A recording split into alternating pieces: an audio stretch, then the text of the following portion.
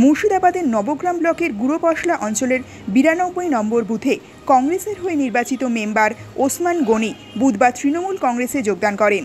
নিজ এলাকার উন্নয়নে মুখ্যমন্ত্রী মমতা বন্দ্যোপাধ্যায়ের নেতৃত্বকে সমর্থন জানিয়ে তিনি কংগ্রেস ছেড়ে তৃণমূল কংগ্রেসে যোগ দেন।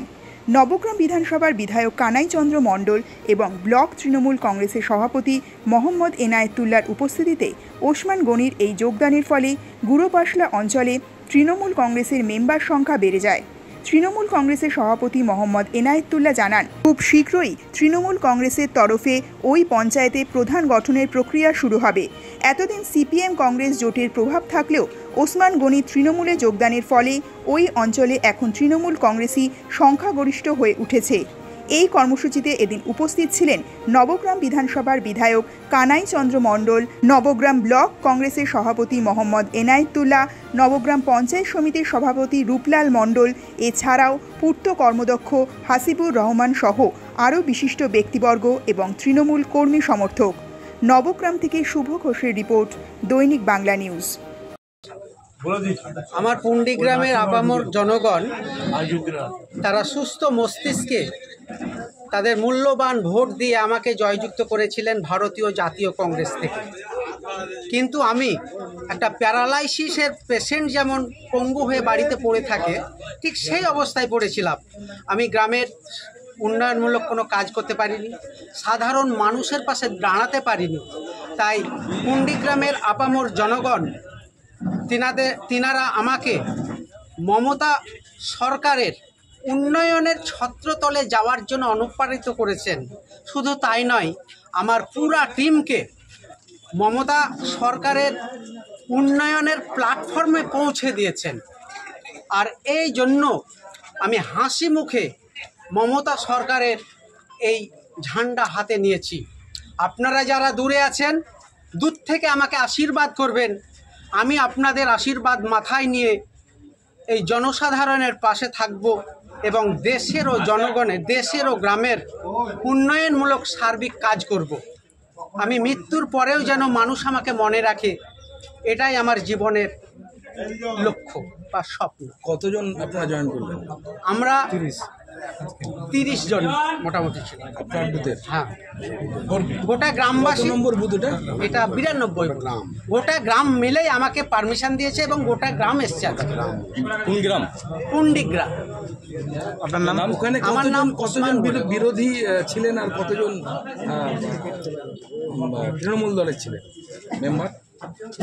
মেম্বার? তৃণমূল দলের ছিলেন 10 জন আর 12 জন ছিলেন জোটে। আপনারা দুজন আজকে জয়েন করলেন? না, হ্যাঁ, আমি একজন সভাপতি। আপনার নাম? ওসমান। গ্রাম পঞ্চায়েতের মেম্বার হয়েছি, প্রধান হয়েছি, সব থেকে করার সুযোগ হয়নি আমার। আজকে জননেত্রী মমতা ব্যানার্জি যেভাবে উন্নয়নটা দিচ্ছেন সারা পশ্চিমবাংলাতে সার্বিক, একদিকে রাস্তাঘাট, একদিকে বিদ্যুৎ, একদিকে বহু রকম প্রকল্প নিয়ে মানুষকে আর্থিক দিক থেকে সহায়তা দিয়ে দাঁড় করানো, আজকে বাড়ি ঘর কাজ কর্ম সবটা, এটা গোটা ভারতবর্ষের ক্ষেত্রে একটা দৃষ্টান্ত। আজকে সেই প্রত্যন্ত গ্রামের যোগাযোগ ব্যবস্থা যে উন্নত হয়েছে।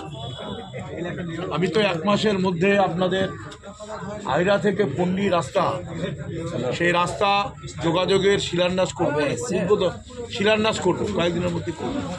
আজকে কন্ট্রাক্ট ইঞ্জিনিয়ার এসেছিল, বললো টেন্ডার প্রসেসে আছে, মালদা থেকে টেন্ডার হবে।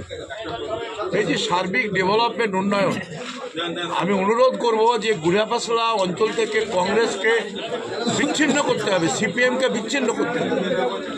এবং পুন্ডি আমাদের একটা খুবই বড় গ্রাম, এবং একেবারে পুন্ডি কোড়গ্রাম, যেদিনকে আমি কোড়গ্রাম গেছিলাম, কোড়গ্রামে আমি বলছিলাম যে একটা সবচেয়ে বিলধারী একটা গ্রাম, প্রত্যন্ত গ্রাম কোড়গ্রাম, পুন্ডি, বিলোল। আজকে তাজপুর থেকে যে রাস্তা আছে বিলোলের, সেটারও যোগাযোগ হবে কিছুদিনের মধ্যে হবে। আমাকে মেম্বার গাঁয়ের ভিতরের রাস্তাটা দিয়েছে, একটা সাইড, দুটো রাস্তা, সেই রাস্তাটাও আমি গ্রহণ করেছি। সেটাও কীভাবে করা যায় আমি দেখছি। সার্বিক ডেভেলপমেন্ট আজকে যেভাবে হচ্ছে, আরও অন্য যারা আছে মেম্বার, আজও যারা বিরোধী মেম্বার আছে, তাদের কাছেও আমাদের চেষ্টা যেতে হবে এবং সার্বিক উন্নয়নের জন্য, আমাদের পঞ্চায়েতের কাজকর্মের জন্য, মানুষের ভালোর জন্য আজকে এই সরকারকে টিকিয়ে রাখতে হবে। আগামী দিন বিধানসভা নির্বাচনে বিপুল ভোটে জয়যুক্ত করতে হবে এবং মমতা ব্যানার্জির হাতকে শক্তিশালী করতে হবে।